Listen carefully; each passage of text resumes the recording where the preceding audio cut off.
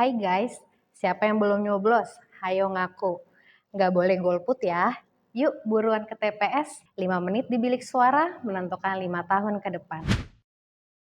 Selamat datang di Bijaks News, Rabu 27 November 2024 bersama saya, Dena.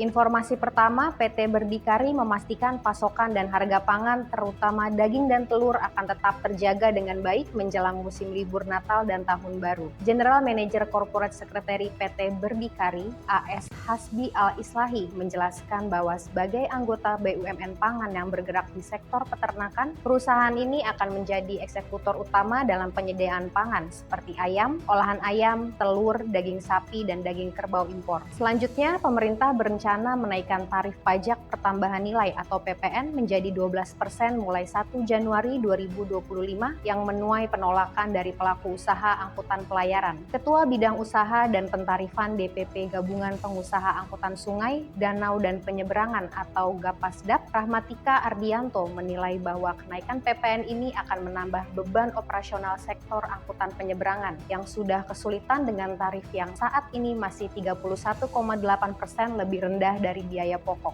Badan Pangan Nasional atau Bappenas mencatat kenaikan harga pada sejumlah komoditas pangan. Beberapa yang mengalami kenaikan signifikan adalah cabai rawit merah naik 7,92% menjadi Rp41.580 per kilogram, beras premium naik 5,97% menjadi Rp16.330 per kilogram, beras medium naik 2,45% menjadi Rp13.790 per kilogram. Namun ada beberapa komoditas yang mengalami penurunan seperti daging sapi murni turun 4,92% menjadi Rp128.000 per kilogram, minyak goreng curah turun 0,58% menjadi Rp17.030 per kilogram, ikan kembung turun 1,29% menjadi Rp36.700 per kilogram. Beralih ke hukum, sekelompok orang melakukan protes di depan Polsek Kelapa Gading setelah merasa saudaranya dijebak dalam kasus narkoba. Dalam video yang beredar di TikTok, seorang pria mengungkapkan kekesalannya karena sudah 68 hari saudaranya ditahan tanpa ada pelayanan dari pihak kepolisian. Protes tersebut juga disertai teriakan meminta gerbang polsek dibuka serta tantangan kepada petugas polisi yang berjaga. Seputar olahraga, Timnas Indonesia belum pernah meraih juara di Piala AFF meski sering mencapai final. Di ajang yang kini berganti nama menjadi ASEAN Cup 2024, Indonesia selalu berakhir sebagai runner-up atau kalah di final. Piala AFF 2024 akan digelar mulai 8 Desember 2024 hingga 5 Januari 2025, diikuti oleh 10 negara ASEAN.